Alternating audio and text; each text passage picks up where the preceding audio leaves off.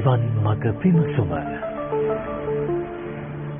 සමන්ත චක්කවාලේසු අත්‍රා ගච්ඡන්තු දේවතා සද්දම්මං මුනි රාජස් සුනන්තු සග්ග මොක්ඛදං ධම්ම ශ්‍රවණ කාලෝ අයං භදංතා ධම්ම ශ්‍රවණ කාලෝ අයං භදංතා ධම්ම ශ්‍රවණ කාලෝ අයං භදංතා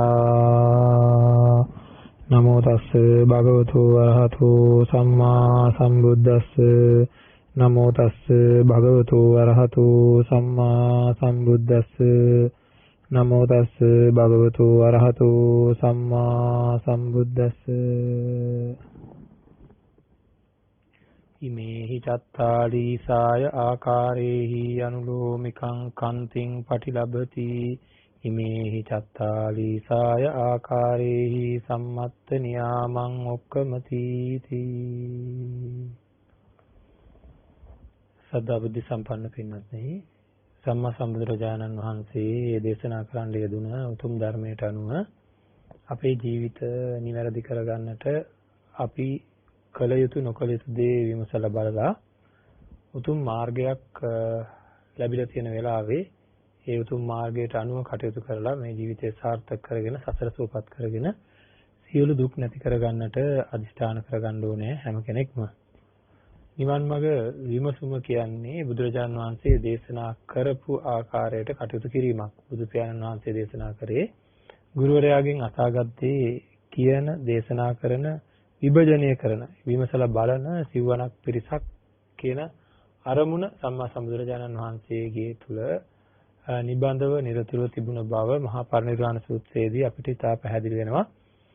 මාර්යා අභියස සිව්වණක් පිරිස පිළිබඳව සිද්ධ කළ ප්‍රකාශයෙන්ම අපි හැමදේම විමසලා බලන්න ඕනේ. ධර්මය කියන්නේ ඒහිපස්සික වූ ධර්මයක්. ඒ කියන්නේ ඒක වැහිච්ච එකක් නෙවෙයි. සංකතයි මාර්ගයේ සංකතයි කියලා කියන්නේ මාර්ගයේ හේතු නිසා සකස් වෙන දෙයක්. එහෙනම් හේතුවයි ඵලයයි ගලපමින් අපිට මේ මාර්ගය නිවන් දකින ක්‍රමවේදය මේ හේතුවෙන්ද මේ ඵලය සිද්ධ වෙනවා. ඒ ඵලය හේතුවක් වෙලා ඊළඟ ඵලය සිද්ධ වෙනවා. ඒ ඵලය හේතුවක් වෙලා ඊළඟ ඵලය සිද්ධ වෙනවා කියලා එකිනෙකට ගැලපෙන ආකාරයට නිවන් මාර්ගය විමසා ගන්නට අපිට පුළුවන්කම තියෙන්නටම ඕනේ. නිවන් මඟ විමසා ගන්නට පුළුවන්කමක් තියෙන්න ඕනේ. ඒකින්ද විවෘත මනසකින් විවෘත වැඩපිළිවෙල පිළිබඳව අපිට හැකියාවක් තියෙන්න ඕනේ. අනිවාර්යයෙන්ම හැකියාවක් තියෙන්න ඕනේ මේ කාරණාව ඉෂ්ට සිද්ධ කරගන්න. ඒ කියන්නේ නිවැරදිව අපිට පෙළ ගස්ස ගන්න පුළුවන්කම තියෙන්න ඕනේ. එකකට එකක් කිසිමම සැකයක් නැති වෙන්න. ඒකයි අපි නිවන් මඟ කියලා කියන ආර්ය අෂ්ටාංග මාර්ගය ආර්ය අෂ්ටාංග මාර්ගය තුලින් කොහොමද මේ කටයුත්ත කරන්නේ කියලා විමසන්නේ ඒකයි. ඒකින්ද විමසා බැලිය යුතුයි. අපි දන්නවා කල යුතු දේ තේරුම් ගන්න. කල යුතු දේ තේරුම් ගන්න ඕන හැම වෙලේම කල යුතු දේ තමයි ලෝකය අවබෝධ කරගන්න එක. එතකොට ලෝකය අවබෝධ කරනවා කියන එකේදී බුදුරජාණන් වහන්සේ දේශනා කරේ ලෝකය කියද්දි මොකක්ද? තමන්ගේ මේ බඹයක් විතර වෙච්ච ශරීරයේ ස්වභාවය ක්‍රියාකාරීත්වය මේක හඳුනගන්න. එතකොට ලෝකයම හඳුනගන්න පුළුවන් වෙයි කියලා.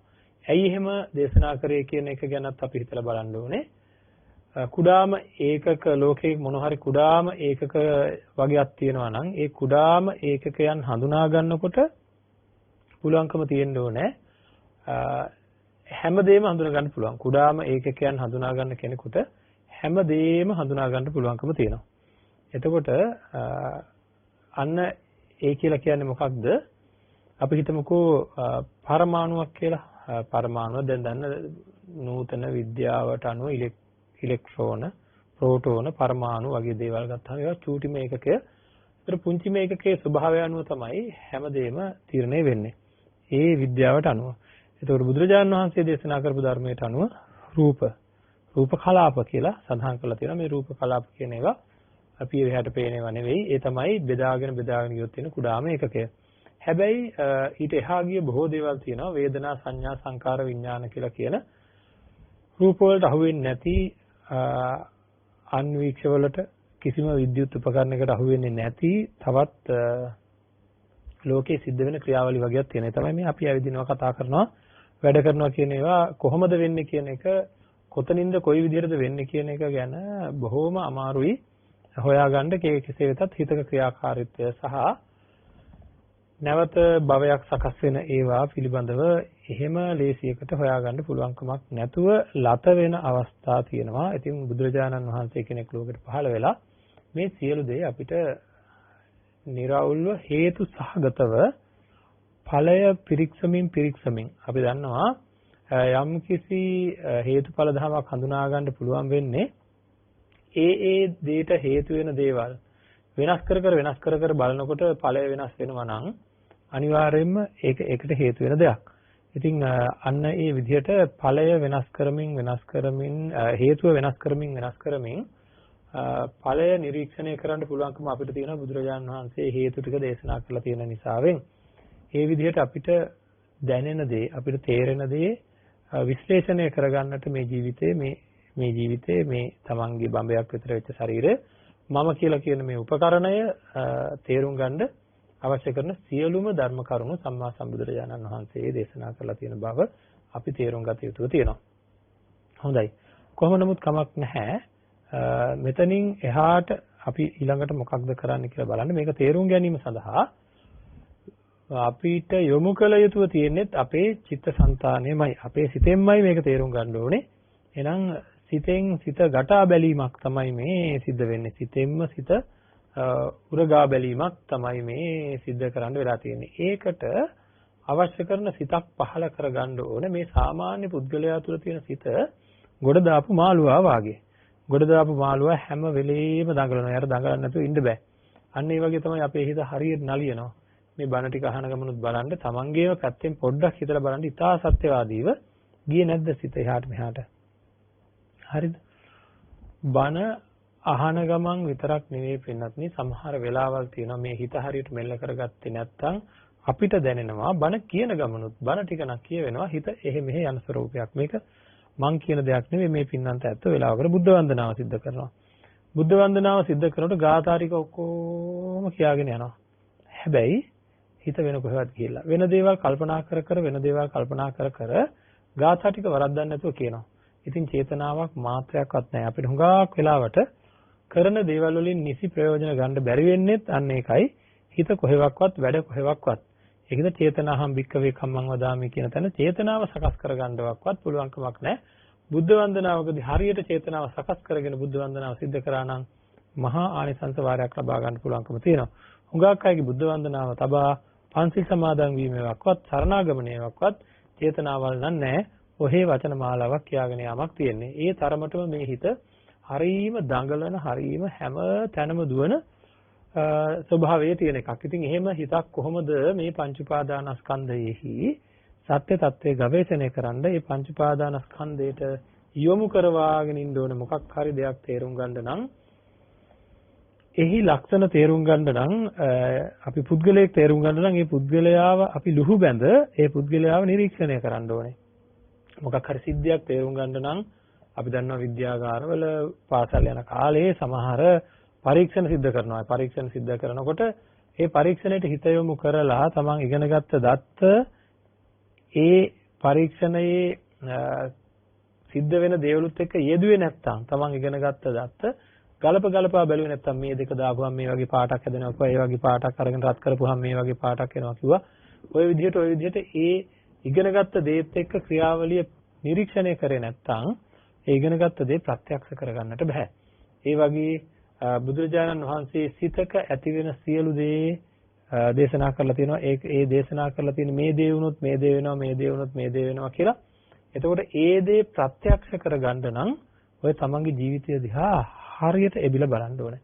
තමන්ගේ ජීවිතය දිහා හරියට එබිලා බැලුවොත්, හරියට නිරීක්ෂණය කරොත් මොකද්ද මේ වෙන්නේ කියලා හොයාගන්න පුළුවන්. නැත්තම් මොකක්ද වෙන්නේ කියලා හොයාගන්න විදිහක් නැතුව මේ පින්නන්ත ආය කල්පනා කරන්නකෝ. මේ හොඳට හිතලා බලන්න ජීවිතේ තීරණය කරේ තමන්ද කියලා. දැන් අද යම් තැනක ඉන්නවා.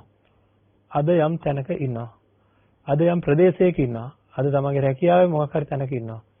ඔය විදිහ තීරණයක් තිබුණාද? අද ඉන්න තැන මම මේතෙන්ට එනවා, මේ ප්‍රදේශයේ වාසය කරනවා, මේ වගේ දේවල් වෙනවා මේ වගේ වෙනවා කියලා ඉවරලා තීරණය කරලාද නැත්නම් හුලඟ යනවා වගේද ওই ජීවිතේ මොනවා වෙනවද කියලා තමන්ම දන්නේ නැහැ. තව අවුරුද්දකින් මොනවා වෙන්න තියෙනවද කියලා දන්නේ නැහැ. එහෙනම් හුලඟ යනවා වගේ ජීවිතයක් කියලා කියන්නේ අපේට ඕන හැටියට සිද්ධ වෙන දෙයක් නෙවෙයි. ඒකින්ද මේක අනුන්ගේ දෙයක් එක්ක ඉන්නවා වගේ. ලබන අවුරුද්ද වෙනකොට මං කරන්න ඕන මොකද්ද කියලා මට තීරණය කරන්න බෑ. තීරණය කරත් ඒක සාර්ථක කරගන්න පුළුවන් වෙයිද කියලා කියන්න බෑ. හුඟක් වෙලාවට අපි කියනවා මගේ හිතේ නම් මේ වගේ දේවල් වගේක් තියෙනවා. සමහර විට කරගන්නට පුළුවන් වේවි කියලා. නමුත් එහෙම බැරි වෙන අවස්ථා ඕනෑ තරම් තියෙනවා. ඒක මම කියන්න ඕනේ මේ පින්නන්ත අය හොඳටම දන්නවා. ආයෙ මට කියන්න දෙයක් නැහැ. හොඳටම දන්නවා තමන්ගේ ජීවිතය ගැන තීරකයා තමන් නොවන බවත් අම්මා තාත්තා නොවන බවත් අපි ඔක්කොම එකතු වෙලා එක එක තීරණ ගත්තට අන්තිමට සිද්ධ වෙලා තියෙන්නේ වෙනමම දෙයක්. ඉතින් ඒකින්ද මේක තේරුම් ගන්න මේ ක්‍රියාවලිය තේරුම් ගත යුතුව තියෙනවා. ඊටාම සරලව බැලුවත් ඊටාම නිදහසේ තමන්ගේ දිහා ඇබිලා බැලුවත් මේවා තේරුම් ගන්න පුළුවන්කම තියෙනවා. මේක මට ඕන හැටියට යන ජීවිතයක් නෙවෙයි කියලා. ඒකවත් තේරෙන්නේ නැහැ අපිට. ඒ වෙන මොකක්වත් හින්දා නෙවෙයි. රූප, ශබ්ද, ගන්ධ, රස, ස්පර්ශ, ධම්ම. ධම්ම කියන්නේ ආදරේ වගේ දේවල්.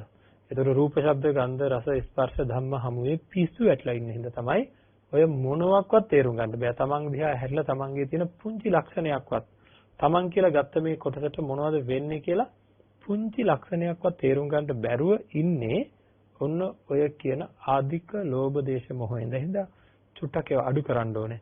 ඒවා තිබ්බ කියලා වැඩක් නැහැ. එකම රූපය කී සැරයක් නම් දැන් බලලා ඇද්ද සතුටු වෙන්න කියලා. එකම ශබ්දේ, එකම ගන්ධේ, එකම රසේ, එකම පහස කී සැරයක් නම් ලබලා ඇද්ද මේ වෙනකොට සතුටු වෙන්න කියලා. දැන් ඇද්ද කියලා අහන්නේ හරියට නිකන් අර මොනවා හරි වුණාම සහෝදරයෝ එහෙම පවුල් වල දැන් ඇද්ද කියලා අහන්නේ. අන්න ඒ වගේ තමයි මේ ස්වභාව ධර්මය අපෙන් අහන්නේ. දැන් ඉතින් ඇද්ද? මේක වින්දා දැන් ඇද්ද කියලා.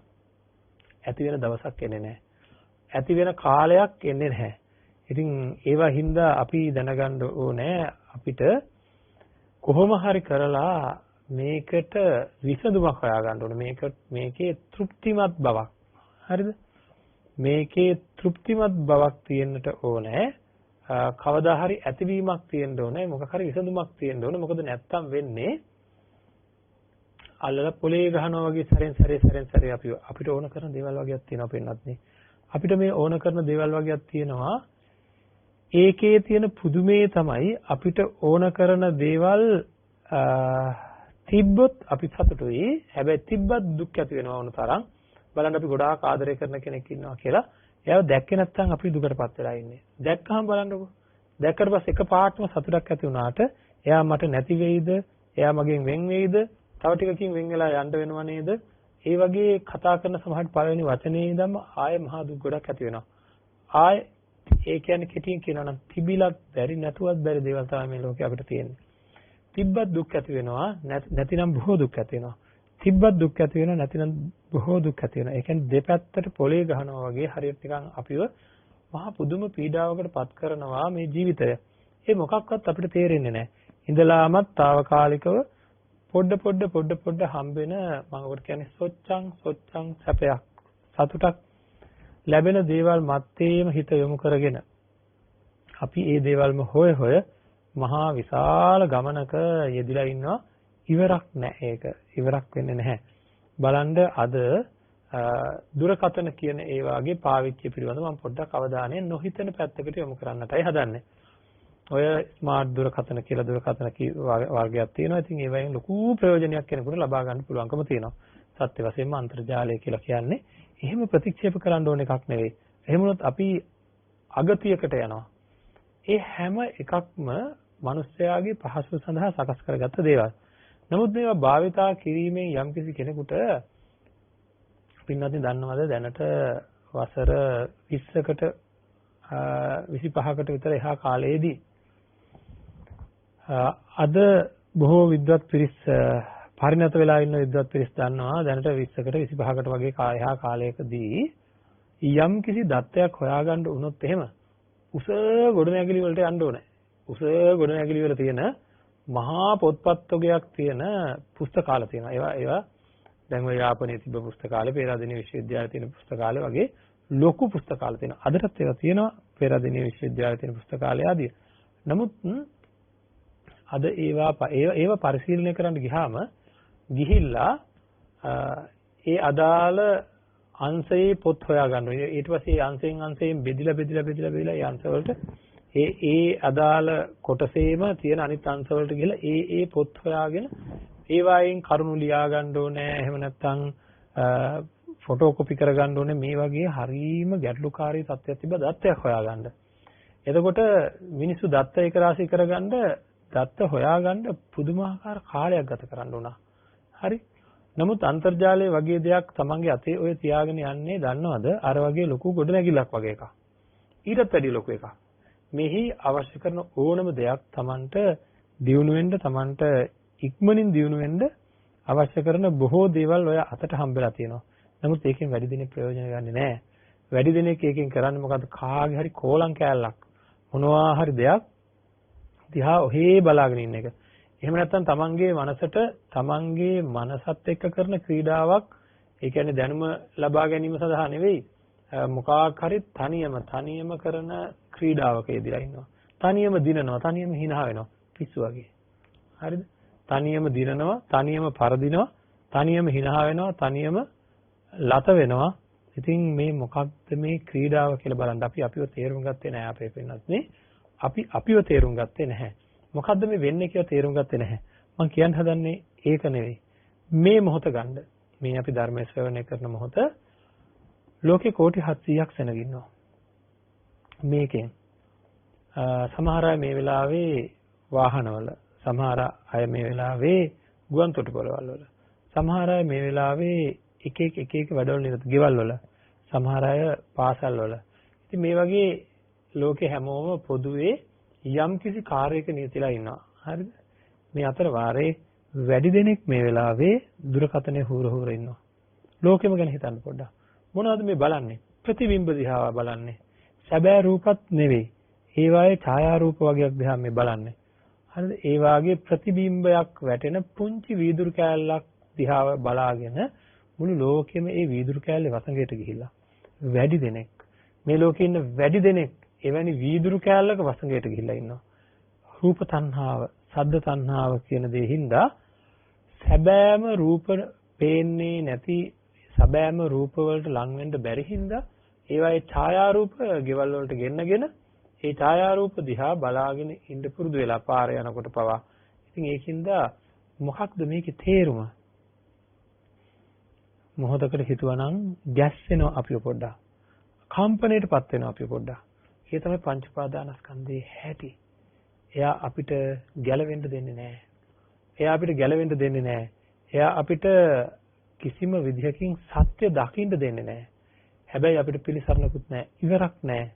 බොහෝ දෙනා ඉන්නවා නිින්ද යන්නේ දුරකථනයත් එක්ක, ඇහැරිලා පියවි සිහියට එන්නත් ප්‍රථමයෙන් අතට අහුවෙන්නේ දුරකථනය. ඉතින් මේ වගේ දුරකථනයකට වහල් වෙච්ච ජීවිතයක් ගත කරන මිනිසුන් මේ ලෝකේ බිහි වෙලා ආය මං අහනවා තේරුමක් තියනවද? තමන්ගෙන් අහන්න. තට්ටුවක් දාලා අහන්න ඕනේ හිතෙන්. සත්‍යවාදීව, ඊට සත්‍යවාදීව අහන්න මම මගේ කාලය මොන්න තරම් නාස්ති කරගෙන ඇද්ද මේ කියන කාරණාව නිසාවෙන්. කෙනෙක් කියයි අපෝ මේ හාමුදුරුවෝ කියන්නේ එහෙමවත් එකට නිදහසක් අපිට නැද්ද කියලා. නීතියක් දාගන්න, සීලයක් සමාදන් වෙන්න නෙවෙයි මේ දුරකථනය ගැන කිව්වේ. Taman ගැන හිතන්න. නාස්ති වෙන කාලය අවම කරගන්නට ඕනේ. ඒකෙන් අඩුම ගානේ සීමාවක් තමන්ට බැරිද සීමාවක් පනව ගන්න. කොච්චර වැදගත් දේවල් තියෙනවද කරන්න ජීවිතේ. තමන්ට කොයිතරම් වැදගත් දේවල් තියෙනවද ඉගෙන ගන්න. භාෂාවක් ඉගෙන ගන්නට පුළුවන්. තවත් මොන හරි ශාස්ත්‍රයක නිපුණත්වයක් ඇති කරගන්න පුළුවන්. ධර්මය ඉගෙන ගන්න පුළුවන් විශේෂයෙන්ම. එවැනි දේවල් ඉගෙනගෙන සමාජයට ආලෝකමත් පුද්ගලයෙක් බවට පත් වෙන්න පුළුවන්කම තිබියදී දුරකථනයක් පසුපස කිසිම තේරුමක් නැති, ඒක පැහැදිලිවම සම්ප්‍රප්පලාප ගණයට වැටෙන දේවල් තමයි ගොඩාක් දේවල් තියෙන්නේ. Tamanටත් ප්‍රයෝජනයක් නැති, අනුන්ටත් ප්‍රයෝජනයක් නැති දේවල් දිහා බලාගෙන හිටියා කියලා කිසි පළක් ඇත්තේ නැහැ.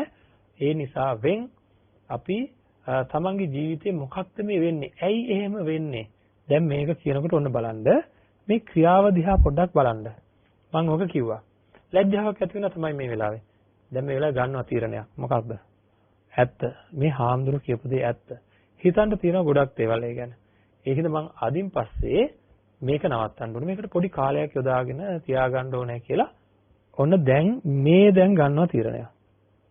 මං අහනවා මේ පින්නන්ට අයගෙන්. හරියයිද? එහෙම තීරණ මීට කලින් අරන් නැද්ද? හරිද? මේ දැන් ගන්න තීරණයත් ඔය විදිහටම දිය වෙලා යනවා. ඇයි ඒ තීරණය මට ක්‍රියාත්මක කරන්න ඔయిత කලින් බැරි වුණා. පාසල් යන අවධියේදී බැරි වුණා. ඇයි ඒ බැරි වුණේ කියලා හෙව්වේ නැහැ. ඒ හෙව්වේ නැත්තේ කාගෙනද හෙව්වේ නැත්තේ? Taman ගැන හෙව්වේ නැහැ. ඇයි මම ගන්න තීරණය මට ක්‍රියාත්මක කරගන්න බැරි කියලා Tamanගේ පැත්තෙන් හොයාගන්න පුළුවන්කම තියෙන්න ඕන. ඇයි මම ගන්න තීරණය මගේ පැත්තෙන් ක්‍රියාත්මක කරගන්න බැරි ඇයි කියලා Tamanගේ පැත්තෙන් හෙව්වේ නැහැ. අන්න ඒකයි කියන්නේ තමන්ව ගවේෂණය කරන්නට ඕනෑය කියලා. තමන්ව ගවේෂණය කළොත් තමයි පැහැදිලිවම පුළුවන්කම තියෙන්නේ තමන්ට අන් අය ගැන පවා තීරණයක් ගන්න පුළුවන්කම තියෙන්නේ තමන්ව ගවේෂණය කරොත් වෙනත් නේ. ඒකින්ද තමන්ව ගවේෂණය කරන්න ඕනේ. එතකොට තේරෙනවා ඇයි මම ගන්න තීරණය මට ක්‍රියාත්මක කරන්න බැරි? මගේ හිතේ ක්‍රියාකාරීත්වය මොකක්ද? ඇත්තටම කියනවා නම් ෆෝන් එකෙන් අයින් වෙන්න ගන්න තීරණය ක්‍රියාත්මක කරන්න බැරි ඒකෙන් අයින් වෙන්න පුළුවන් විදිහට හිත සකස් කරේ නැති හින්දා අදිෂ්ඨානයට විතරක් මොකුත් කරන්න බෑ. වාහනයක් දුබල වෙලා අපි තුමු පණ ගැන්වෙන්නේ නැහැ. දැන් රෑ නවත්තලා මේ වෙලාවේ හිතනවා මං හෙට උදේ මේක ස්ටාර්ට් කරගන්නවා. හෙට උදේ මේක ස්ටාර්ට් කරගන්නවා කියලා හිතලා උදේ මට ගමනක් යන්න තියෙනවා 8ට මම 8ට මේක ස්ටාර්ට් කරගන්නවා කියලා හිතලා ගිහිල්ලා නිදා ගන්නවා. උදේ එහෙම පුළුවන් වෙයිද? වාහනේ තියෙන අඩුපාඩු සකස් කරොත් තමයි ඒක පණ ගැන්වෙන්නේ. ඒ වගේ තමන් ගන්න තීරණ ක්‍රියාත්මක කරන්න පුළුවන් වෙන විදිහට හිත හැදුවොත් තමයි ඒක ක්‍රියාත්මක කරන්න පුළුවන් වෙන්නේ. ආයෙ කියන මම ඒ කියපු ටික මම හිතන්නේ දහස් වාරයක් මුමුණලා හරි මේක තමන්ගේ හිතට ඇතුල් කරගන්න ඕන. මම මේ කියන දේ තමන් ගන්න තීරණය ක්‍රියාත්මක කරන්න පුළුවන් වෙන විදිහට හිත හැදුවොත් විතරයි ඒක ක්‍රියාත්මක වෙන්නේ. තමන්ට ක්‍රියාත්මක කරගන්න ඕන තමන් ගන්න යහපත් තීරණය ක්‍රියාත්මක වෙන විදිහට හිත සකස් කරොත් විතරයි ඒක ක්‍රියාත්මක වෙන්නේ. නැතු අදිෂ්ඨාන මාත්‍රයට විතරක් මොකුත් කරන්න බෑ. ඒක එකක් විතරයි. අදිෂ්ඨානය කියන්නේ එකක් විතරයි. එහෙමනම් ඒක දැනගෙන අපි මොකද කරන්න ඕනේ? ඒක දැනගෙන අපි කරන්නට ඕනේ අපේ ජීවිතය සාර්ථක කරගන්න අපේ හිත සකස් කරන වැඩපිළිවෙලකට එන්න ඕනේ. ඉතින් ඒක තමයි ඔය පංච උපාදානස්කන්ධයට අදාළව තියෙන්නේ. ජීවිතය අනිත්‍යයි, ඒ වගේම දුකයි, අනාත්මයි, අසාරයි, අසුභයි. මේ වගේ කොච්චර දේවල් අහලා තියෙනවද? කොච්චර දේවල් ගැන තමන් භාවනා කරලා තියෙනවද? ඒ වගේ නොයෙකුත් දේවල් කරලා තියෙනවා. කරලා තිබ්බට අනිත්‍යයි කියලා කිව්වට ලෝකය පිළිබඳව කාගේ හරි අඩුම ගානේ පරුස වචනයක්වත් ඇහෙනකොට කාගෙන් හරි අනිත්‍ය ඔක්කොම ඉගිලිලා යනවා. කොහෙ ගියාද දන්නේ නැහැ. එතන ඉඳලා මොකද කරන්නේ? ගොඩාක් දේවල් කරන්න එක එක උපක්‍රම යොදනවා. අනුන්ගෙන් පරිගන්න, අනිත් අයව Tamanට ඕන හැටියට තියාගන්න, කුහකකම්, ඊර්ෂ්‍යාකම්, ක්‍රෝධකම්, වෛරකම් කරන්නේ මොනවද, වෙන්නේ මොනවද? කිසි දෙයක් දන්නේ නැතුව මොකද කරන්නේ? නොයේකුත් ආකාරයේ දේවල් කරනවා. අර අහගත් ඒවා කොහොම ඉවරයි. හරිද? ඉතින් ඒකින්ද අඩුම තරමින් තරහ යන කෙනෙක් විදිහට හිතලා බලන්න. තරහට විරුද්ධ බලවේගය තමයි මෛත්‍රිය. බුදුරජාණන් වහන්සේ දේශනා කළා තියෙනවා මෛත්‍රිය වඩන්න කියලා.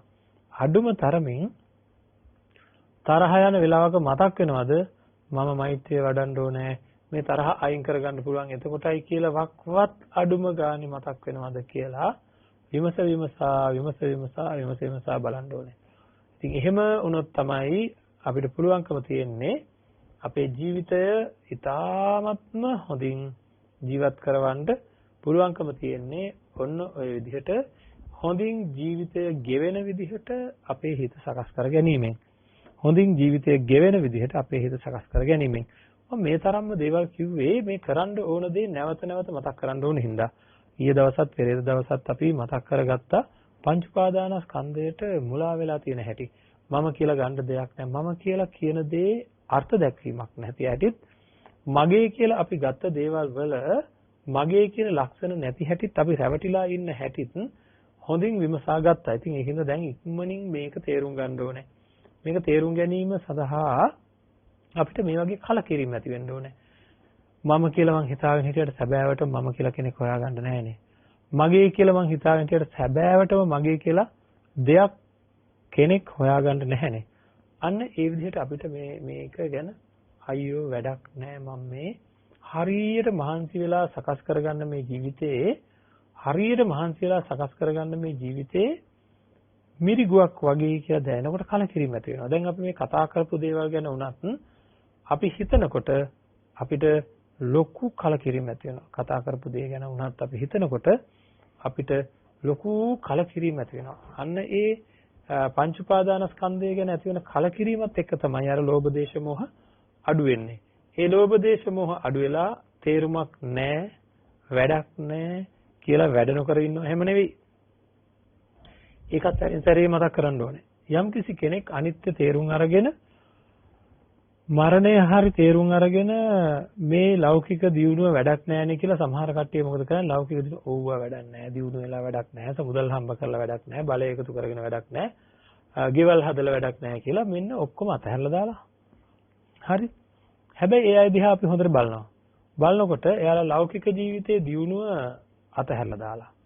ලෞකික ජීවිතයේ දියුණුව අතහැරලා දාලා යම්කිසි කාලයක් අපි හිතමුකෝ එක විනාඩි 10ක් ලෞකික ජීවිතයෙන් මං අයින් වුණා කියලා. හරිද? ඒ ජීවිතේ කරන්න බලාපොරොත්තු වෙන සාර්ථකත්වයට කරන්න බලාපොරොත්තු වෙන සමහර දේවල් අතහැරලා අපි කාලය ඒකෙන් අයින් කරා නම් ඊට පස්සේ මොකද කරන්නේ? ගෙදරටලා නිකන් ඉන්නවා. වැඩක් කරන්නේ නැහැ. ගෙදර වැඩක් කරන්නේ නැහැ. අම්මා තාත්තා උදව් කරන්නේ නැහැ. කාටවත් නැහැ. මොකක්වත් නැහැ. නිකන් මිනිස්සුත් අන්තිමට එක එක ඒවා කියන පිස්සු වගේ අන්නර ජීවිතය කියලා. වෙලා තියෙන්නේ මොකද්ද? අනිත්‍ය ගැන විතරක් මතක් කරලා. ඒ ගැන විතරක් හිතලා. හැබැයි ලෞකික ජීවිතය දියුණු කරගන්න කෙනෙක් වටිනවා නිකන් ගෙදරට ඉන්න කෙනෙකුට වැඩිය. මෙයා මොකද මේ කරේ? එයා ලෝකෝත්තර දේවල් ගැන හිතලා අනිත්‍යයි කියලා හිතලා ලෞකික ජීවිතයේ මේ විදිහට තිබුණා නම් ඒ ලෞකික ජීවිතෙන් ටික ටික අයින් වෙලා. ලෞකික ජීවිතෙන් අයින් වුණා නම් කලකිරිලා ලෝකෝත්තර පැත්තට එන්න ඕනේ, භාවනා කරන්න ඕනේ, සිල් රකින්න ඕනේ, උනන්දුවෙන් තමන්ගේ බ්‍රහ්මචාරී ජීවිතය අරගෙන යන්න ඕනේ. නැත්තම් නිවන් දකින්න හේතු වෙන වැඩපිළිවෙලක් ආරම්භ කරලා ඒකේ යෙදෙන්න ඕනේ. ඒකේ යෙදෙන්නෙත් නැහැ. එහෙනම් හිතට වංචනික ධර්මයක් තමයි මේ හුඟක් අය සිද්ධ කරගන්නේ. කම්මැලිකමට. වැඩ කරන්න තියෙන කම්මැලිකමට, කාර්යක්ෂමව වැඩ කරන්න තියෙන කම්මැලිකමට මොකද කරන්නේ? ජීවිතේ අනිත්‍යයිනේ, මැරෙනවානේ, වැඩක් නැහැනේ, මට දැන් මේවා තේරිලා තියෙන කියලා නිකන් ඉන්නවා. ඒක නියමම පිස්සු ගතිය. හරි, මම එහෙම නිඳා කරන්න ඕනේ. එහෙම නිඳා කරන්නේ විය යුත්ත ඒක නෙවෙයි. ධර්මය තේරුම් ගන්න අය ඊටාම කාර්යක්ෂමව කටයුතු කරන්න පුළුවන් අය. ධර්මය තේරුම් ගන්න මේ උපාසකයා කියලා කියන්නේ, උපාසිකාව කියලා කියන්නේ පැත්ත වැටිලා ඉන්න, වැඩක් කරගන්න බැරුව ඉන්න අකර්මණ්‍ය පුද්ගලයෙක් නෙවෙයි. උපාසකයා කියලා කියන්නේ මහා කාර්යක්ෂම තැන්ට සුසු නුවණින් යුක්තව කටයුතු කරන, තමන්ගේ ජීවිතයත් ආරක්ෂා කරගන්න, අනුන්ගේ ජීවිතත් ආරක්ෂා කරන්න උදව් කරන එක්තරා වටිනම චරිතයක් තමයි උපාසක චරිතය කියලා කියන්නේ. නමුත් ලංකාවේ මිනිස්සුන්ට උපාසක කියලා කියනකොටම ඇති වෙන අදහස තමයි වැඩක් කරන්නේ නැතුව ඔහේ පැත්තකට වෙලා, ඔහේ මුල්ලකට වෙලා ඉන්න කෙනෙක් කියලා. ඒ භාවනා කරන වෙලාවේ. හරිද? උපාසකයා භාවනා කරන වෙලාවේ පැත්තකට වෙලා, මුල්ලකට වෙලා ඉන්නවා, රුක්ක මූලයක්, අරණ්‍යයක්, ශුන්‍යාගාරයකට ගිහිල්ලා. ඉතින් භාවනාවෙන් අත මිදිච්ච ගමන් එයා කාර්යක්ෂම පුද්ගලයෙක්. එයාට යාගේ ලෞකික ජීවිතය සාර්ථක කරගන්නත් ඕනේ, ලෝකෝත්තර ජීවිතය සාර්ථක කර ගැනීම සඳහා වැඩ තියෙනවා. ඒ වගේම පරාර්ථකාමීත්වයේ සඳහාත් එයාට බොහෝ දේවල් කරන්නට තියෙනවා. ඉතින් ඔන්න ඔය වගේ තමයි අපේ ජීවිතය ගැන අපි ඉතා සාර්ථක මෙහෙයුමකට එන්න ඕනේ. එහෙම ආවේ නැත්නම් අපිට අපේ ජීවිතය සාර්ථක කරගන්න බෑ. ඉතින් කරන්න ඕන වැඩේ ගැන කල්පනා කරොත් පංච උපාදානස්කන්ධයේ සත්‍ය తත්වය තේරුම් ගැනීම සඳහා කළ යුතු දේ තමයි ඔය අනුලෝමිකං කන්තිං පටිලබති. අනුලෝමිකං කන්තිං පටිලබති කියලා කියන ඒකාග්‍රතාවයකට හිතපත් කරන්නට ඕනේ.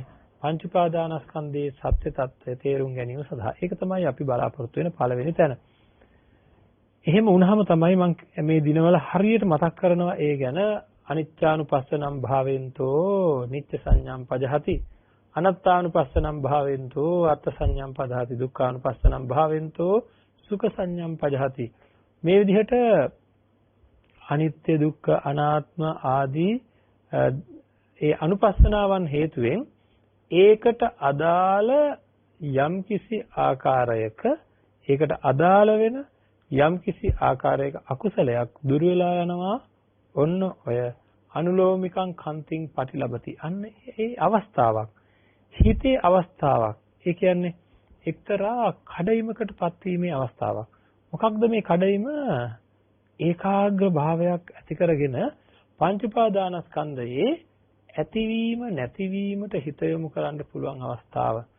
බලන්න මහා සතිපට්ඨාන දේශනාවේ හැම කමඨහනකම මූල කමඨහනේ මුල් කොටස ඉවරුණාට පස්සේ ඉති අජ්ජත්තංවා බහිද්ධාවා අජ්ජත් බහිද්ධාවා කියලා මුල් කොටස ඉවරුණාට පස්සේ තියෙනවා සමුදය ධම්මානුපස්සීවා වය ධම්මානුපස්සීවා සමුදය වය ධම්මානුපස්සීවා කියලා. සමුදය ධම්මානුපස්සීවා වය ධම්මානුපස්සීවා සමුදය වය ධම්මානුපස්සීවා කියලා කොටසක් තියෙනවා.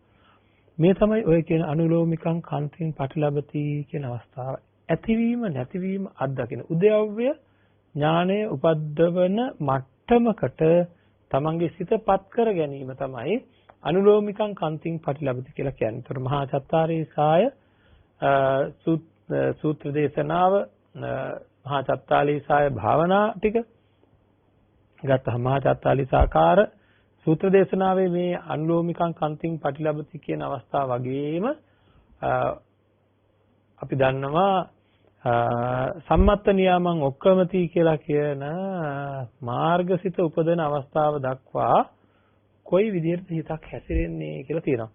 ඒ වගේම අපි මේ සාකච්ඡා කරමින් ඉන්න මේ දිනවල ඊටාම හිමින් අවශ්‍ය උපදෙස් ලබා දෙමින් ඊටාම හිමින් ඉදිරියට යන. මොකද මේක වේගෙන් කාරණා 40 කියන්නට නෙවෙයි මට ඕනේ. එක එක කරුණු අපේ සිතට නංවාගෙන දැන් අද දේශනාව ඇහුවට පස්සේ තියෙන්න ඕනේ මේ දේශනාව උදව් වෙන්නේ අපේ පින්නන්ත අයට. ඔය පැයක කාලයක් මම කිව්වා අනිච්චතෝ දුක්ඛතෝ රෝගතෝ ගණ්ඩතෝ සල්ලතෝ අගතෝ ආබාධතෝ පරතෝ කියන තැනට එනකන් අපි සාකච්ඡා කරා. එතකොට එතන දුක්ඛානුපස්සනාවත් අනාත්මානුපස්සනාවටත් අදාළ කොටස් බොහෝමයක් තියෙනවා. එතකොට මේ දේවල් අරගෙන මම කිව්වා මේ දේවල් වලට ගැළපෙන දැන් පරතෝ කියලා කිව්වම අනුන්ගේ වගේ කියලා. මේ ඒ ගැළපෙන දේවල් දවසක් පුරාට ගත කරපු ජීවිතේ මේක මගේ නොවේ කියලා දැනෙන විදිහට අපි ඊයේ පෙරේදත් ඒවා ගැන සාකච්ඡා කර එකයි පරතෝ කියලා කියන ලක්ෂණය අද දවසේම මගේ ජීවිතේ කොයිතරම්නම් යෙදිලා තිබ්බද කියලා විමසන්න ඕන පැයක් විතර අරගෙන. ඒක භාවනාවක් විදිහට රුක්ක මූලයක් අරඤ්ඤ ශුන්‍යාගාරයට ගිහිල්ලා ඔව් පරතෝ කියන්න පුළුවන් දේවල් කොච්චරනම් වුණාද? අහවල් තැනදී මට ඕන විදිහට නෙමෙයි සිතුවිලි ආවේ. අහවල් තැනදී රිදුනේ මට ඕන විදිහට නෙමෙයි. අහවල් තැනදී රිදිච්ච එක මම නවත්තන්න බැරුව ගියා. අහවල් තැනදී මම ආහාරය ගන්නකොට මම දන්නෙත් නෑ මම ආහාර අරගෙන. හැබැයි රස විඳින්න බැරි වෙලා රූපවාහිනිය දිහා බලාගෙන ආහාර ගන්න ගිහිල්ලා මෙලෝ රසයක් මට දැනෙලා නෑ. ඉතින් ඒ වගේ එහෙම වෙලා නෑ. හරි. මට ඉඳගෙන ඉන්නකොට ඉඳගෙන ඉන්න අමාරුයි. හිටගෙන ඉන්නකොට හිටගෙන ඉන්න අමාරුයි. එතකොට ඒ නොයේකු දුක් වේදනා කායිකව හැදෙනවා. ඒවට මම කැමති නෑ. කැමති වුණාට මේ ශරීරය පුරාවටම දුක් වේදනා එනවා හැම වෙලේම. ඔව් මට අහවල් තැනදී මතකයි. අහවල් තැන මං ඉඳන් හිටියේ කොච්චර අමාරුද කියලා මතකයි. අද දවසේ වෙච්ච බොහෝ දේවල් අරගෙන කවුරු හරි කෙනෙක් මට පොඩ්ඩක් පරසයෙන් කතා කරා. මට හොඳටම තරහ ආවා. ඒක ගෙන්න ගත්තේ මන් නෙවෙයි. හරිද? අන්න එහෙම දවස පුරාවට වෙච්ච දේවල් අරගෙන අනිත්‍යතෝ දුක්ඛතෝ සල්ලතෝ අගතෝ රෝගතෝ ගණ්ඩතෝ ඔය විදිහට අපි කතා කරපු දේවල් පරතෝ කියලාත් කතා කරා ආබාධතෝ කියලාත් කතා කරා. ඒ කතා කරපු දේවල් එක්ක ගලපන්න ඕනේ. හරි? ඒ කතා කරේ තාමත් කාරණා 8යි. එහෙම දවසකට පැයක්වත් එහෙම ගලප මේ කාරණාවල් වලට සමාන්තරව පංච උපාදානස්කන්ධය කෙරෙහි හිතනකොට කලකිරීම ඇතින පංච උපාදානස්කන්ධේ ඉන්නේ කොහොමද? මම තමයි මේ ලෝකේ ඉන්න හොඳම කෙනා. ඔහෙට තියෙන එකම පිළිසරණ පංච උපාදානස්කන්ධයයි කියලා අපිට දැනෙන්නේ සාමාන්‍ය ජීවි අජීවි වස්තු විදිහට දැනෙන්නේ පින්වත්නි පංච උපාදානස්කන්ධය. ජීවි අජීවි වස්තු විදිහට අපිට දැනෙන්නේ පංච උපාදානස්කන්ධය. ඉතින් එහෙමනම් මේ පංච උපාදානස්කන්ධයෙහි සැබෑ ස්වභාවය මොකක්ද කියලා අපි ඊටාම හොඳින් තේරුම් ගන්න ඕනේ. සැබෑ ස්වභාවය මොකක්ද කියලා අපි ඊටාම හොඳින් තේරුම් ගන්න ඕනේ. ඉතින් එන්නේ ඒක තේරුම් ගන්න තමයි 40 ආකාරයක මෙනෙහි කිරීමක් මේ පුරුදු කරමින් ඉන්නේ. 40 පැත්තකින් මෙනෙහි කිරීමක්. මේකට අවශ්‍ය කරන නොයේකුත් කරගෙන යද්දි ප්‍රායෝගිකව ඕන කරන ක්‍රියාකාරකම් සහ තවත් මේකට රුකුලක් වෙන මානසිකත්වයන් අපි සැරින් සැරේ කතා කරමින් තමයි මේ දේශනා මාලාව ඉදිරියට අරගෙන යන්නේ. මොකද මේක ප්‍රායෝගික වැඩපිළිවෙලක් වෙන්න ඕන. දැන් නිවසේදී මේ වෙනකොට මහා චත්තාලීසාය ආකාරේහි කියන ඉමේහි චත්තාලීසාය ආකාරේහි අනුලෝමිකං කන්තිං පටිලබති. හරිද? ඉමේහි චත්තාලීසාකාර ආකාරේහි සම්මත්ත නියාමං ඔක්කොමති. මේ චත්තාලීසාකාර ආකාරයෙන් 40 ආකාරයකින් කරන මෙහෙම සම්මත්ත නියාමං ඔක්කොමති කියලා කියන අපි සංසාර ජීවිතේ බලාපොරොත්තු වෙන උතුම්ම தත්වය ඇති කරගන්න. සසර ජීවිතේ බලාපොරොත්තු වෙන උතුම් தත්වය කියලා කියන්නේ සෝවාන් ඵලය. ඒ කියන්නේ එතනින් එහා ටික ගැන ස්රෝතයකට අහු වුණා. සැඩ පහරකට අහු වුණා. නිවන කියන මහ මුහුදට ගලාගෙන යන ගඟකට වැටුණා. ඒකෙන්ද එතෙන්ට ඇති. එතෙන්ට ආපුවම ඉතින් ටික සිද්ධ වෙන මට්ටමට අපේ මානසික තත්ත්වය සකස් වෙනවා. බය වෙන්න දෙයක් නැහැ. මං කියන්නේ එතෙන්ට ඇති කියලා කිව්වේ එතෙන්ටවත් අඩුම ගානේ කරගන්න ඕන හින්දා කියලා. තමන් සෝවාන් පරස්ත පුද්ගලයෙක් බවට පත් වෙන තුරු අඳුරේ ඉන්නේ අවදානම් කලාපයක, ඊටා අවදානම් කලාපයක ඉන්නේ. ඉතින් මේ දේවල් ගැන නැවත හිතලා 40 ආකාරයක අවසන් මෙහෙම පටන් ගන්න. තමන් මොනවා හරි මේ වෙනකොට පිළිවෙත් ධර්ම වල යෙදිලා ඇති. ඒ පිළිවෙත් ධර්ම කොච්චර මල් පූජා කරලා තියෙනවද බුදුහාමුදුරන්ට? කොච්චර හඳුන් කුරු පූජා කරලා තියෙනවද? කොච්චර පහන් පත්තු කරලා ඇද්ද? තමන් කොච්චර දන් දීලා ඇද්ද? කොච්චර සිල් රැකලා ඇද්ද? කොච්චර බුද්ධ ධර්මයට අනුව අනිත් අයට උදව් උපකාර කරලා ඇද්ද? හරිද? එතකොට මේ වගේ බොහෝ දේවල් කරලා තියෙන අපේ ජීවිතය. හරිද? ගොඩාක් දේවල් කරලා තියෙන මේ ජීවිතය ගත්තොත් එහෙම අන්න ඒ ජීවිතය අපි ඊ타ත්ම සාර්ථකව ගෙවලා නම් දැන් ඉතින් අපි ආරම්භ කරමු අවසාන මෙහෙයුම. ඒ කියන්නේ මොකක්ද? කෙලෙස් සම්පූර්ණයෙන්ම අයින් කරන මෙහෙයුම. අන්න ඒ වගේ කවදා හරි දවසක ඒ වගේ අදිෂ්ඨානයක් ගන්න වෙයි. මම මේ වැඩේ කරලා දානවා. එහෙම නැත්නම් මට සහනයක් නැහැ කියලා. ඒකට 40 පැත්තකින් සන්නද්ධ හමුදාවල් යවන්නටයි සූදානම් වෙන්නේ. අපේ හිතේ එකදු කෙලෙස් ධර්මයකටවත් ඉඩක් නැති වෙන්න උඩට එන්න ඉඩ දෙන්නේ නැහැ. දැන් මේ 8ක් ගැන අපි කතා කරා. හරියට අනිත්‍ය ස්වභාවය ගැන මෙනෙහි කරලා තියෙනවා නම් නිත්‍ය හැඟීමකට එන්න ඉඩක් නැහැ. හරියට දුක්ඛ ස්වභාවය මෙනෙහි කරලා තියෙනවා නම් සුඛ හැඟීමකට එන්න විදිහක් නැහැ. රෝගතෝ කියලා හරියට මෙනෙහි කරලා තියෙනවා නම් ඒක රෝගයක් වගම දැනෙන ස්වභාවය හැම වෙලෙම තියෙනවා. ගණ්ඩතෝ කියලා මෙනෙහි කරලා තියෙනවා නම් හරියට gediyak දැම්මා වගේ දැවිල්ලයි පුපුරු ගහන ස්වරූපය තියෙනවා, කැක්කුම් ගහ ඇති වෙන ස්වභාවය තියෙනවා. මේ ලෝකයේ මේ පංච උපාදානස්කන්ධයත් එක්ක කරන ගනුදෙනුවලදී. එතකොට ගලවා දාන්න අපහසු ශරීරයට ඇනිච්ච උලක් වගේ කියලා සල්ලතෝ කියලා සඳහන් කරා. බලන්න. Tamanට බැඳීම් කියන ඇති වුනහම උලක් ඇනුනා වාගේ රිදෙනවා. හැබැයි ගලවන්නත් ලේසි නෑ. ගලවන්න ගියාමත් රිදෙනවා. අන්න ඒ වගේ ලක්ෂණ මේකේ තියෙනවා. පරතෝ කියන එක හොඳටම පැහැදිලි. අගතෝ කියන එකත් හොඳටම පැහැදිලි. පාපයන්. පංච උපාදානස්කන්ධ කියන්නේ පාපයන්. කොයි තරම්නම් පාපෙහි ඇලි ගලි ඉන්නවද Taman කියලා දන්නේ Tamanගේ සිත. මම මේ ඔහේ හොඳට ඇවිදගෙන යනවා තමයි. නමුත් අතුලාන්තයෙන් උපදින පාපසිත විදි කොච්චර තියනවද කියලා හුඟක් අය Taman දිහා බැලුවොත් Tamanට තේරුම් ගන්න පුළුවන්කම තියෙනවා. ඉතින් මේ වගේ සඳයාමේ කොහේ හරි තැනක වාඩි වෙලා ගෙවපු දවස දිහා ඔය කාරණා 8ට දැන් ඉගෙන ගත්ත කාරණා 8ට අනුව හරි ගලපා බලන්න ඕන. අනිත්‍ය ස්වභාවය, දුක්ඛ ස්වභාවය, රෝගයක් වගේ, ගෙඩියක් වගේ, ගණ්ඩතෝ කියලා කියන්නේ අනිත්‍ය උලක් වගේ ගැලෙනකොට රිදෙන ස්වභාවය. ඊළඟට පාපයෝ කියලා කියන්නේ අගතෝ කියලා කියේ පාපයෝ කියන එක. ආබාධතෝ ආබාධයක් වගේ, පරතෝ කියලා කියන්නේ අනාත්මානුපස්සනාවටමයි. ඒක අනුන්ගේ දෙයක් වගේ. ඉතින් මේ ටික අරගෙන මෙනෙහි කිරීමක් කරන්න ඕනේ. නැවත ආපහු හැරි බලන්න ඕනේ ජීවිතය දිහා. සැරෙන් සැරේ භාවනාවක් විදිහට. එතකොට අපිට ඒ පිළිබඳව කලකිරීම ස්වභාවයක් ඇති වෙනවා. සතුට වෙනුවට අපි දන්නවානේ මොකක්ද කරගන්න ඕනේ? චින්තන විපර්යාසයක් සිද්ධ කරගන්න ඕනේ. අපි හිතෙන විදිහ වෙනස් කරන්න ඕනේ. මේ වගේ මෙනෙහි කිරීම කරනකොට අනිත්‍ය දුක්ඛ අනාත්ම ලක්ෂණත්‍රයට අදාළ සිතුවිලි, මිශ්‍ර වූ සිතුවිලි හෝ අපිට ඇති වෙනවා. ඉතින් අන්න ඒ සිතුවිලි ඇති වෙන විදිහට අපි අපේ මානසිකාරය සකස් කරගන්න තමයි ඔය 40 ආකාරයක මෙහෙයුම කියලා කිව්ව එකයි. හරියට සතුරා මෙල්ල කරන්න 40 පැත්තකින් බල ඇණි සූදානම් කරලා තියෙනවා වගේ. ඇත්තටම බල ඇණි තමයි මානසික බලවේග. අනිත්‍යතෝ කියලා කියනකොට අනිත්‍ය පිළිබඳ ප්‍රබල හැඟීමක්. එතකොට දුක්ඛතෝ කියලා කියනකොට පංච උපාදානස්කන්ධය පිළිබඳ තියෙන දුක් ස්වභාවය පිළිබඳව ප්‍රබල හැඟීමක්. හරිද? එතකොට අනත්තතෝ කියලා කියනකොට ඒත් එහෙමයි.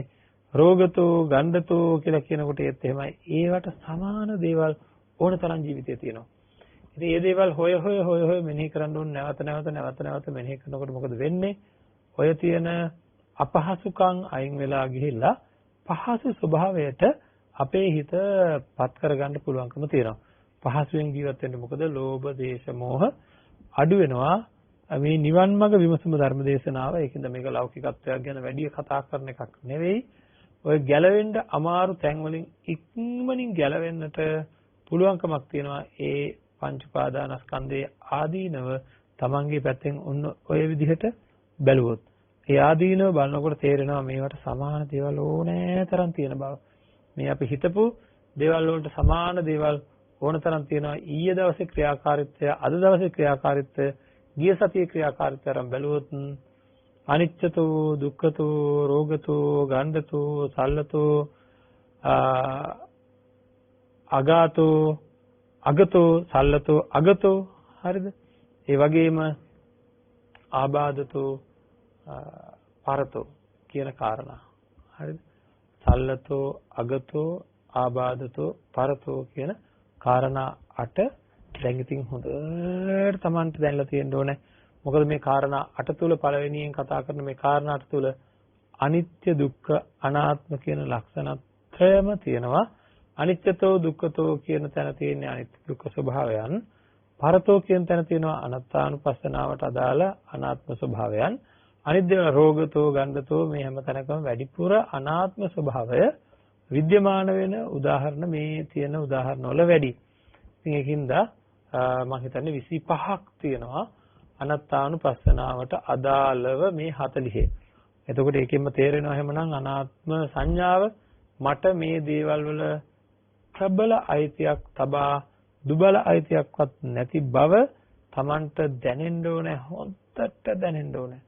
එතකොට තමයි ඒකෙහි බය උපදින්නේ. එතකොට තමයි ඒකෙහි සංවේග උපදින්නේ. මෙන්න මේ தත්වයකට පත් වෙලා නේද මේ ජීවිතයේ තියෙන්නේ කියලා. එතකොට මේක පිළිබඳ තියෙන අර මාන්නාකාර ගති, එක විකාර රූපී දේවල් අයින් වෙලා අපිට ඒක අර පංච උපාදානස්කන්ධයේ තියෙන සැබෑ ස්වરૂපය අවබෝධ කර ගැනීමට මේ ඒකාග්‍රභාවය භාවිතා කරගන්න පුළුවන්කම තියෙනවා. මොකද මේකත් එක්ක ඒකාග්‍රභාවයක් හැදෙනවා. ඒකත් එක්ක නැවත මේ පැත්තටම හිත යොමු වෙනවා. මේක දෙපැත්තටම ප්‍රත්‍ය වෙන හැටි බලන්න. එක පැත්තකින් තමන්ට මේකෙන් පටන් ගන්නේ මේ කියන 40 ආකාරයක මෙනෙහි කිරීම වලින් පටන් ගන්න කෙනෙකුට මේ මෙනෙහි කිරීම ඉවරුණාට පස්සේ මොකද වෙන්නේ? ඊළඟ ආයතරයක් මේකම පරිපූර්ණ වශයෙන් අවබෝධ වෙන්න විශාල හේතුවක් වෙනවා. පරිපූර්ණ වශයෙන් අවබෝධ වෙන්න විශාල හේතුවක් වෙනවා. ඉතින් අන්න ඒ වගේ தත්වයක් අපි තේරුම් අරගෙන ජීවිතේ සාර්ථක කරගන්න ඕනේ. මේ ජීවිතේ සාර්ථක කරගන්න අති විශාල මෙහෙයුමක් අපේ පැත්තෙන් එන්න ඕනේ. ඉතින් අපේ සිත දැඩිව මේ කෙරෙහි කලකිරෙන ස්වභාවයකටපත් වෙන්න ඕනේ. ඒකින්ද මේ මහා චත්තාලීසාය ආකාරයේහි භාවනාව 40 ආකාරයක භාවනාව ටිකෙන් ටික තමන්ගේ ජීවිතයට එකතු කරගන්න. එහෙම එකතු කරගත්තොත් තමයි තමන්ට පුළුවන්කම තියෙන මේ ජීවිතය ඉතාම හොඳින් නිවැරදි කරගන්න පුළුවන්කම තියෙන්නේ. දවසකට පැයක් අපි කිව්වා මේ සිද්ධිය සිද්ධ කරන්නට ඕනේ කියලා, මේ පිළිබඳව මෙනෙහි කරන්න ඕනේ කියලා. ඒක ටික වර්ධනය කරගන්නත් බලන්න. හරිද? භාවනා කරන්න පුළුවන් සුදුසු පරිසරයක් සකස් කරගන්න ඕනේ. යම් කිසි නිදහසක් තියෙන තැනක්, නැත්නම් දවසකට එක සැරයක් නිදහසක් තියෙන තැනකට Tamanට ගිහිල්ලා එතන ඉඳලා ඒ භාවනාව සිද්ධ කරලා එන්න පුළුවන්. මේ පින්නන්ත අය බොහෝ විට මේ ආකාරයට කටයුතු කරනවා ඇති. මෙවැනි අදහසුත් ඇති. බොහෝ විට Tamanට ගන්න අධිෂ්ඨානයේ ක්‍රියාත්මක කරන්න බැරි වෙන මට්ටමකට සමහර වෙලාවට කටයුතු සම්පාදනය වෙලා තියෙන්න ඇති. ගන්න අධිෂ්ඨානයේ ක්‍රියාත්මක කරගන්න බැරි වෙන ආකාරයට කටයුතු සම්පාදනය වෙලා තියෙන්නට ඇති. ඉතින් එහෙම වුණා නම් කවදාක්වත් පුළුවන්කමක් නැහැ Tamanට අදාළ ඉලක්කයට යන්න. ඇයි ඒ අදාළ ඉලක්කයට යන්න පුළුවන්කමක් නැත්තේ? Tamanගේ පැත්තෙන් තියෙන පලිබෝධ හින්දා, Tamanවම Taman ආපහු අදින ස්වરૂපයේ හින්දා. අන්න ඒ ආපස්සට අදින දේවල් කියලා කියන නීවරණ ධර්මයන් යටපත් කරගෙන අපිට පුළුවන්කමක් තියෙනවා නම් ගෙවෙන ජීවිතේට ලොකු සාධාරණයක් ඉෂ්ට කළ දෙන්න ඕන කියලා අදහසක් තියෙනවා නම්, නිවන් මාර්ගය උපද්දවා ගන්න ඕනේ කියලා අදහසක් තියෙනවා නම්, ඒක නිකම්ම කරන්න පුළුවන් දෙයක් නෙවෙයි. ඒක ඊ타මත්ම සංයමයෙන්, ඊ타මත්ම ගැඹුරින් හිතලා කරන්න ඕන දෙයක්. ඉතින් ඒ සඳහා හැම කෙනෙක්ම දැඩි උත්සාහයක් ගන්න ඕනේ. දිවා රැ නොලබා ධර්මය අවබෝධ කිරීම සඳහා කටයුතු කරන්න කියලා බුදුරජාණන් වහන්සේ දේශනා කරේ. ඒ අනුව යමින් මේ ජීවිතය සාර්ථක කරගෙන, සසර ජීවිතය සුවපත් කරගෙන උතුම් නිවනින් සැනසෙන්නට හැම දිනාටම ශක්තිය, ධෛර්යය, වීරය, අදිෂ්ඨානය, වාසනාව, ප්‍රඥාව ලැබේවා කියලා ප්‍රාර්ථනා කරනවා. ආකාසට්ටා චුම්මට්ටා දේවා නාග මහිද්దికා පුඤ්ඤන්තං අනුමෝදිත්වා චිරං රක්ඛන්තු ශාසනං චිරං රක්ඛන්තු දේශනං චිරං රක්ඛන්තු මං පරන්ති.